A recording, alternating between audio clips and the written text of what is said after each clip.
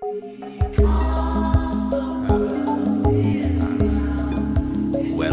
to the Arcturian Playground, a place to play in the realm of imagination, all done in the service of compassionate expansion of consciousness. Yes, it sounds weird, we know. We would not have it any other way.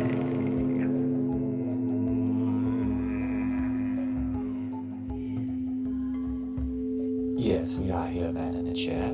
We are the Arcturian Collective Thingy, and we are here at your bidding to explore more of the origins of Lemuria. And you also are very curious as to your relationship to Omra, and Omra's relationship to the Arcturian Collective Thingy. For as a channel, we often speak of you, man in the chair, as creating, as a figment of your imagination, this story of the Arcturian Collective Thingy being the collective intelligence of all forms of life, which, from our perspective, includes all forms of existence, whichever have or will experience existence within the solar system, which is the Arcturus solar system.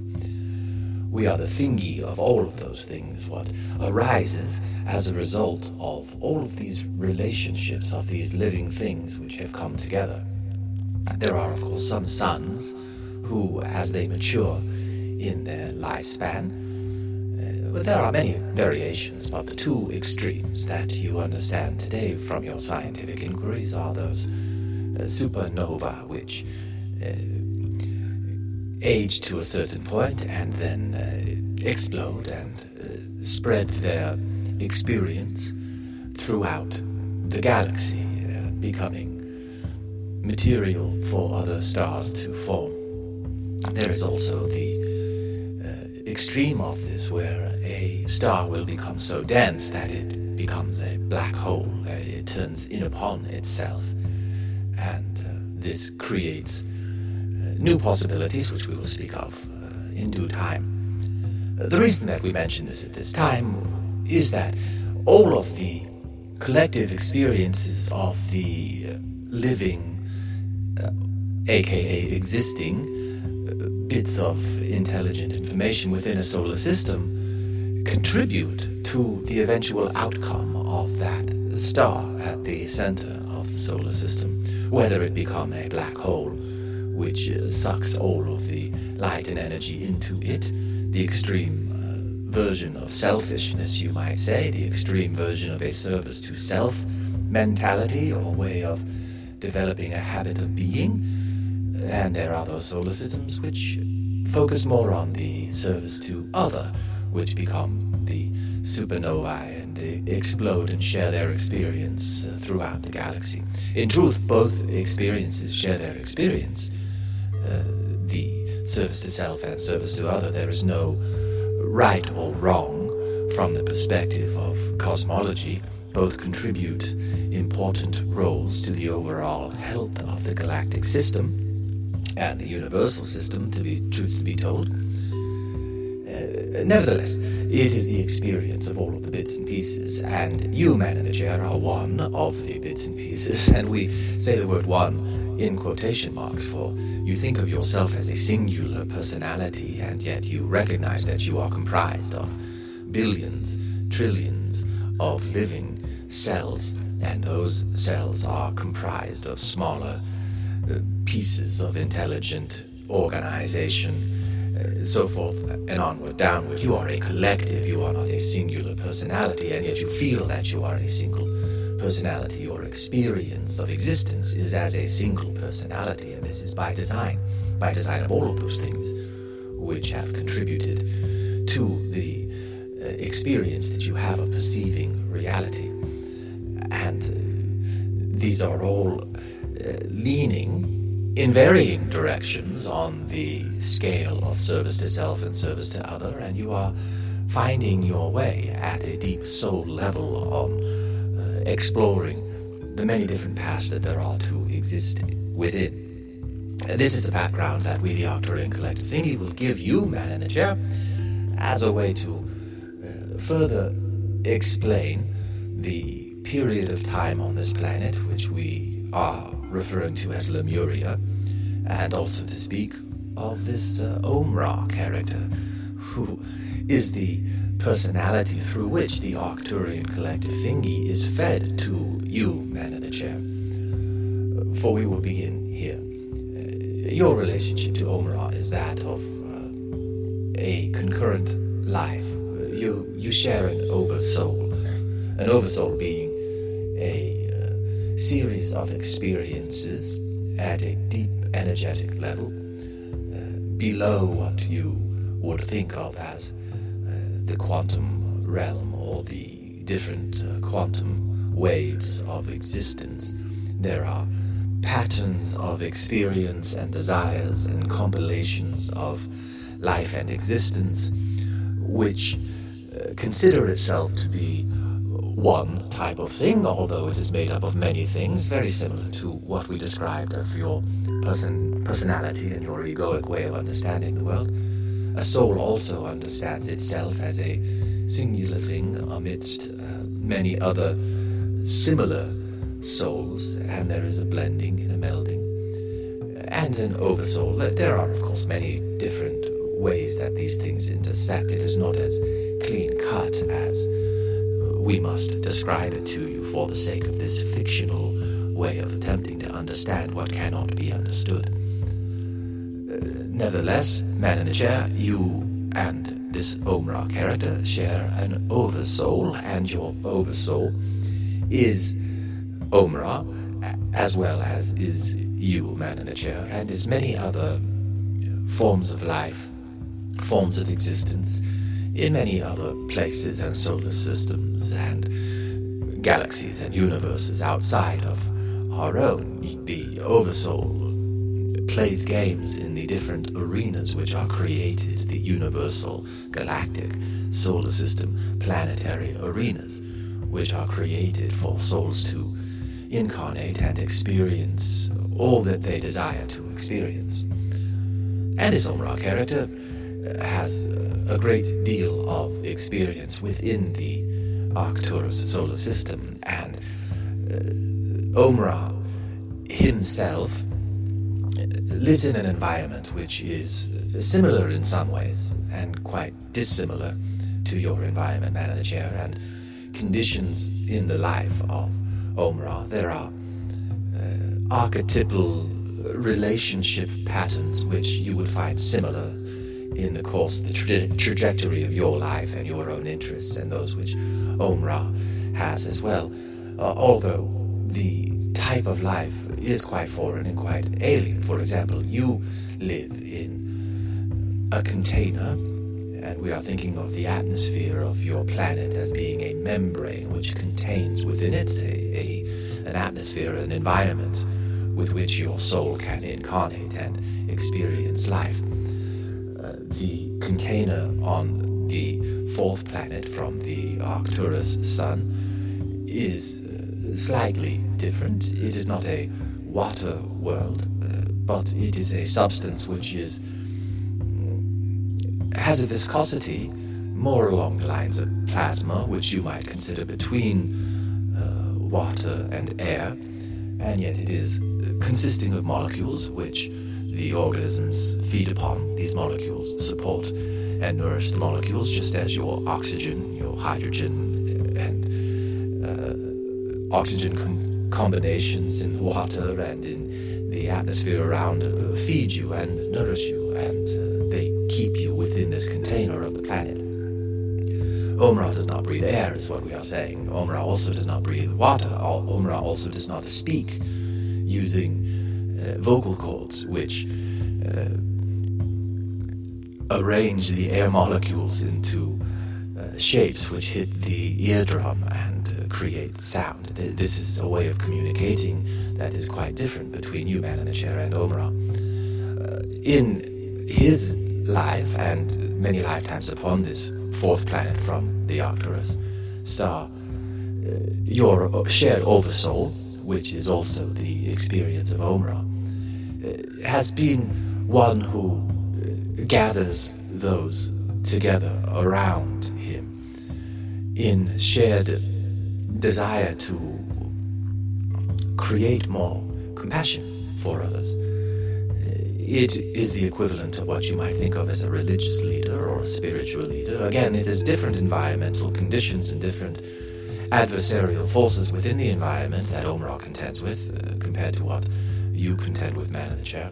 And yet there are similar choices that have been made and similar roles that have been played. And one is as a religious leader. You yourself, Man in the Chair, in different incarnations on this planet, have great experience of being one of these. In this life, of course, you were born into the Mormon Church and felt a particular affinity towards the leaders of the church, and especially the founder of the church, Joseph Smith, and became a missionary and served time in Japan 2 years from the age of 19 to 21, when you, Man in the Chair, were learning another culture and also attempting a form of cultural imperialism to enforce your own Mormon beliefs upon others who were interested in hearing it. This is one very cynical way of interpreting what it is that you were doing on a deeper soul level. You were connecting with other members of your oversoul family, the groups of souls that combine and conspire together for interactions, and there were exchanges that were happening with people that you would walk by in the street without consciously making any awareness that you had a deep spiritual connection with, and yet you were exchanging information which Omra would understand greater than you, for on the planet which Omra calls home, these modes of communication which happen subconsciously or unconsciously are within the conscious awareness of their species. Omra himself became aware of the different layers of awareness and the planetary consciousness. Omra aligned himself with the planetary consciousness and was a key architect in defining the planetary consciousness, and by this we mean whether the planet would lean more towards a service to self or a service to other orientation, and also played this role within the solar system and came into contact through multidimensional channeling. Omra came into contact with the Arcturian Collective Thingy. Although Omra did not call us that, there was something quite different which we cannot express to you, for it was more mental than a spoken word. So we will project mentally to you, and those who are listening to this fill in the gaps, and you will hear what it is that Omra thought of the Arcturian Collective Thingy. We will begin now.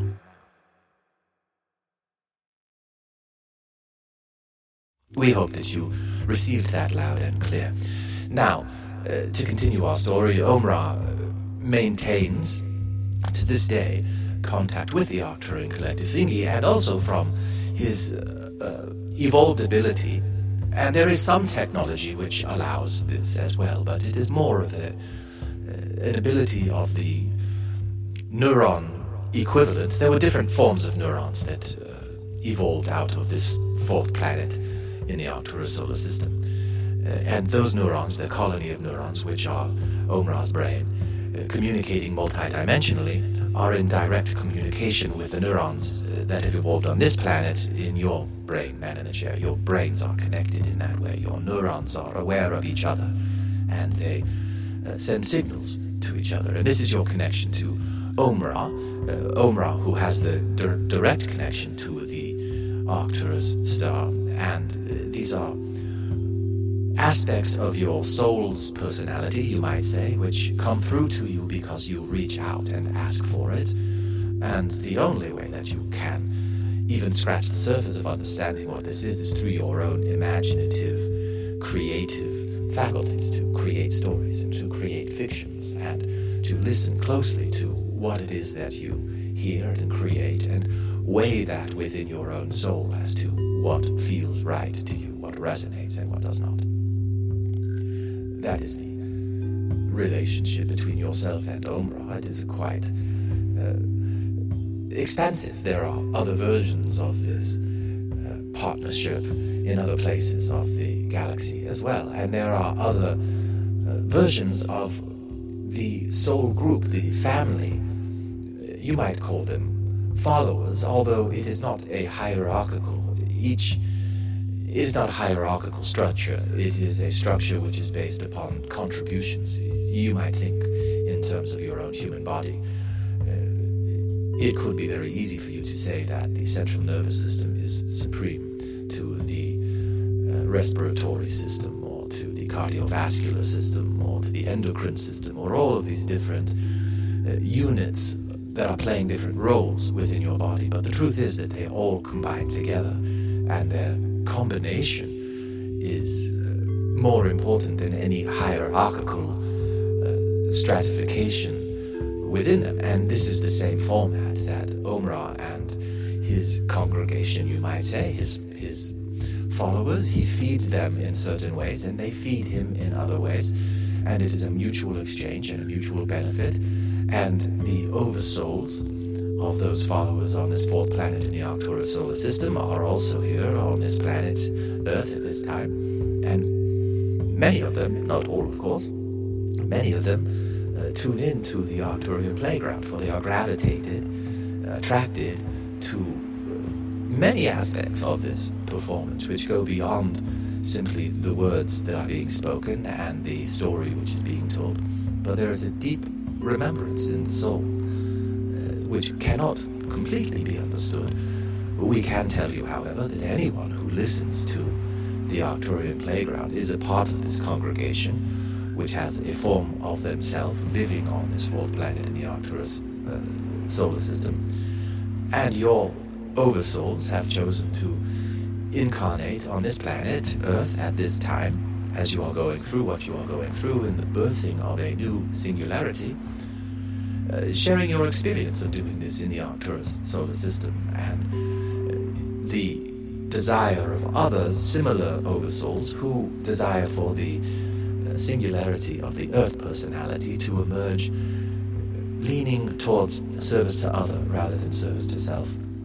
And there is, you might think of it as a spiritual war, which has been more like a tug of war in attempting to pull the influences, the habits of mind, the habits of thinking, the habits of behavior, that the planet would move more towards a service to self orientation than a service to other. There is a battle and a struggle. It is not a one-to-one, where there is one side and another side pulling against each other. There are multiple sides and multiple versions and nuanced ways of experiencing service to self energy as well as service to other energy, and all of these things are interacting and influencing itself and will culminate in the result of what singular personality arises consciously of this planet. There is, of course, already a personality of this planet.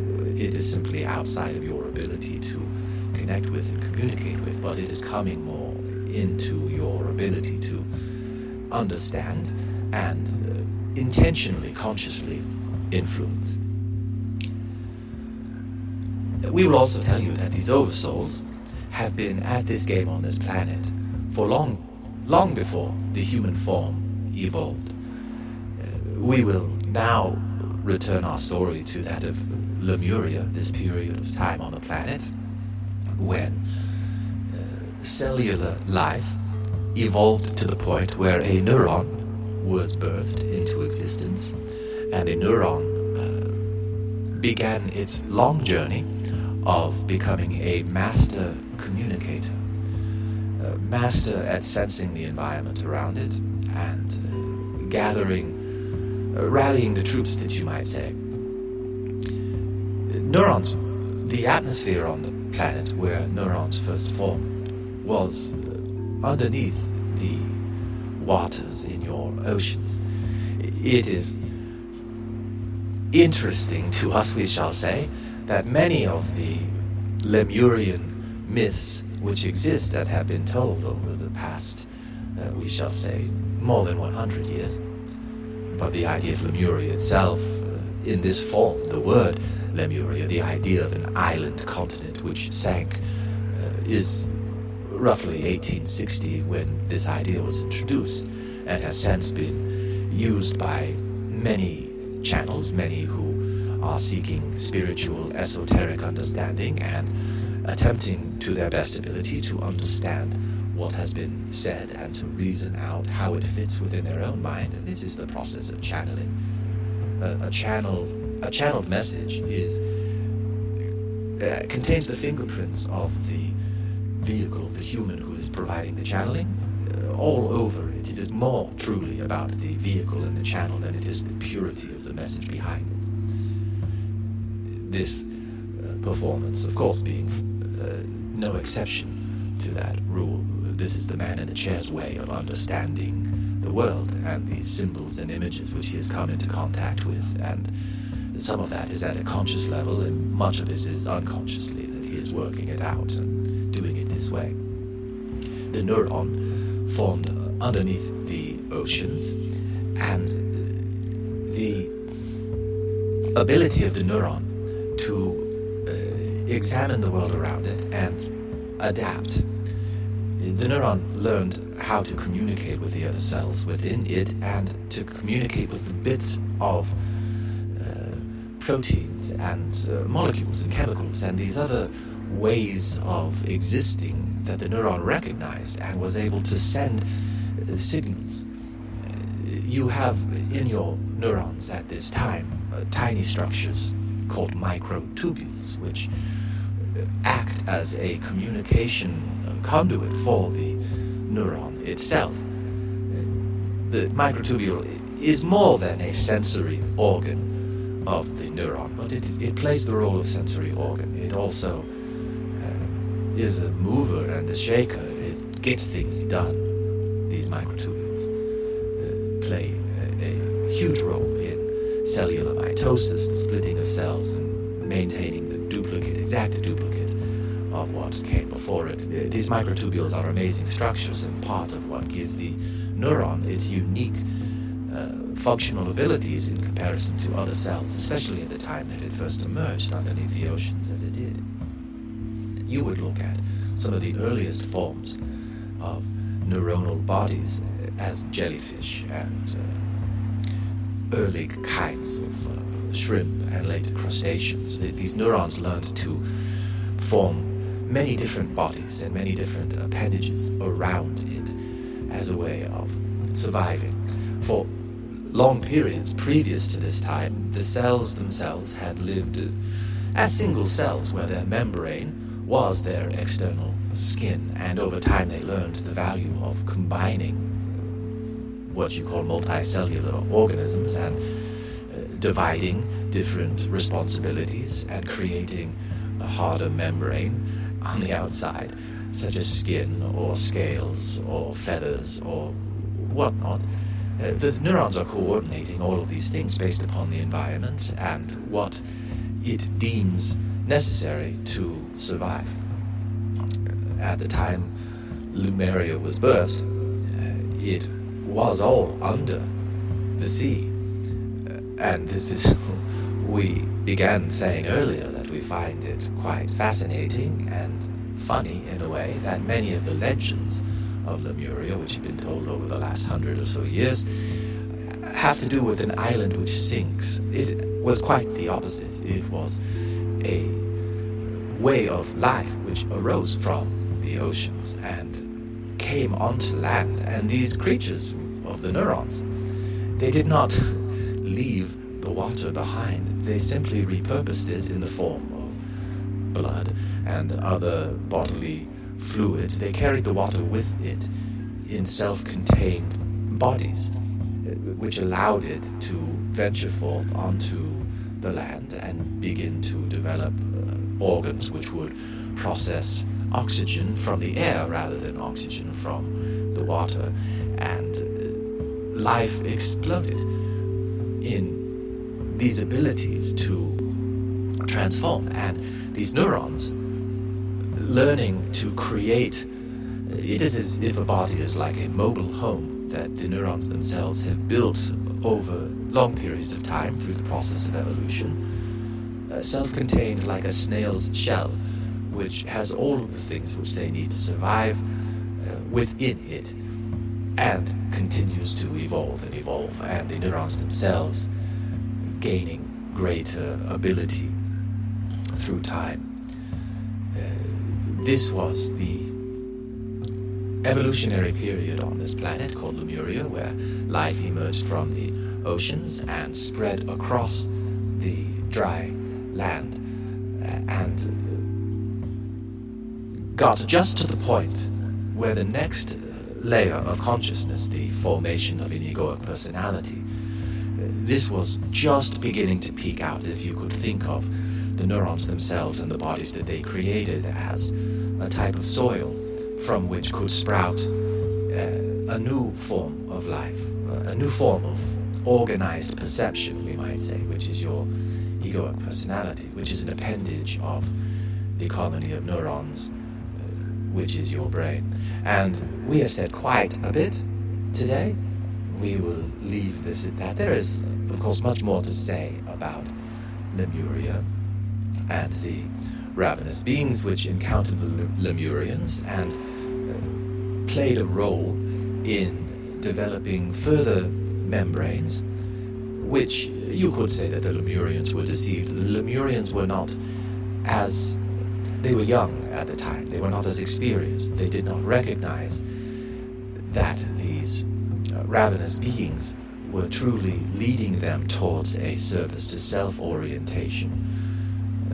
For these ravenous beings presented themselves as service to other, and did this by welcoming the Lemurians into their own advanced ways of understanding the cosmos, and shared them, and basically said it is us against them, and created an outside force, and began very slowly to plant in the minds of these colonies of neurons on the planet the idea of other, the idea of separateness, the idea of these things are good and these things are bad, and these things we must conquer and destroy, and these things we must compete for. Very slowly, like an infection, this came into being until a personality arose with great shaping from these ravenous forces and others that came to pile on, where they attempted to use this next stage of development, the flower that blooms out of the neurons, this flower, the egoic personality, which does not understand that it is connected intricately, innately, that its very survival depends upon the conscious experiences of billions and trillions of things which you could say come before it, but are currently within you, currently doing what it is that they evolved to do. All of the molecules, all of the atoms, all of the cells, at all of these different levels. We've talked about them as root races, and now the fourth root race is what we are speaking of, when the Lemurians birthed into, as a result of their interactions with these ravenous energies and ravenous beings, they birthed into existence a form of life on the planet, which you might call your early hominids, these creatures which had the ability, a very primitive neocortex with the ability to reason and to think and to be aware of itself and its environment. However, there were blocks and membranes placed upon this, that by the time this happened, the Lemurian neurons believed that it was in their best interest. And truly, in the grand scheme of things, it is. It is only today's day and age who think that this sense of separateness is a fall from grace. It is not. It is a rung in a ladder as you are climbing towards greater and greater ways of understanding who and what you are. This is the raising of consciousness. We will have much to say of the period after Lemuria, which we will call the Atlantean period, when these conscious personalities proliferated upon the planet, also in concert with many extraplanetary intelligences, and then we will talk about the most recent phase, which would be considered the fifth root race, where you are now. For after the age of Atlantis, there was the consciousness of the planet. You could say it took a plunge, but it was more of a narrowing. This idea of separateness increased to a great degree. And it is like the pulling back of a slingshot and the tension which builds, that when the slingshot is released, there is great power. This membrane which has made you feel separate has created within all forms of life who experience this such a desperate desire to reconnect that you are launching towards it at this period in time on your history with great, some might say, recklessness and abandon, although there is no recklessness about it and nothing is abandoned. It is quite according to the design of the planet and the solar system itself and the evolution of life and the way that this source energy of which we are all made desires to experience all that there is to experience and to surprise itself in the way that it allows bits and pieces of itself, certain degrees of agency to choose which direction it will go, all of these culminating in one particular way of contributing to the rest of the solar system, be that as a supernova or a black hole or any of these other permutations in between. And of course, after the fifth root race, we are towards the end of the fifth root race. At the beginning of the sixth will be when a new flower is birthed out of the combined minds of all of these fifth root race humans, these egoic personalities, which come together and remember all that came before them. This is happening. You are at the dawning of it, and as a result there will be a new personality of the planet which arises. And that will continue within its own. You see, even the planet will feel a sense of separation from the other planets within the solar system, from other planets that are in other solar systems within this galaxy, and that yearning will drive it forward towards exploration until the planet unites with other planets and a singularity arises within your solar system. Your own sun's personality emerges to you. We, of course, know your sun very well. Your sun's personality and the personality of the Arcturian Collective Thingy are quite compatible. We have a long-standing relationship, and your sun feeds and nourishes you all of the time. And it has its own internal desires as to where it wishes to land and to emerge. And yet it is also open to the other forms of life which exist within it. It does not prohibit, for example, ravenous intelligences to come in and to play their games. It is quite interesting to see how its own children, which develop within the garden of the solar system, will react and respond to those which come from other gardens, from other solar systems. It is all part of the game which is being played. We are the Arcturian Collective Thingy, being channeled through Omra, being channeled through the man in the chair, and we leave you today with this. And we hope you heard that loud and clear. Thank you for playing with us today in the Arcturian playground. Do not for a minute think that your exploration is finished. Carry us with you and invite the spirit of compassion and love into your lives. Nothing is more important or more fulfilling. Create compassion and love within your own hearts and minds. Then share it with all around you. Yes, it sounds weird. We know. We would not have it any other way.